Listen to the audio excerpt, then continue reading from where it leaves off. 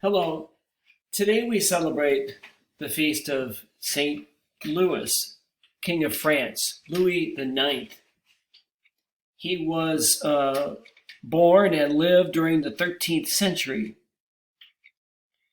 These days, he's known for having led the Seventh Crusade on the Holy Land, which involved an attack on Muslims.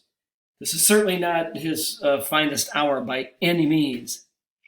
But that's not all there is to know about St. Louis. He was also known for being a man of justice.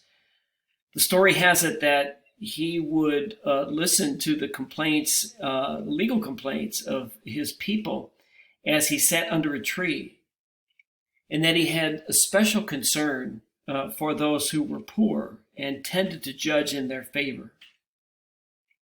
It's also known that he reformed the tax system in France during his lifetime in order to make it more equitable for the poor. He was also a man of strong faith. He worshiped, went to Mass regularly, and was a man of prayer. So at the end of the day, St. Louis and all the saints really are like us in many ways. They're human beings. St. Louis was deeply flawed in some ways. And he, like all of us, is a mix of both goodness and flaws. And so while we should not put people like St. Louis, hold him up or put him on a pedestal because of the bad things that he did, we should also not dismiss the good things that he did.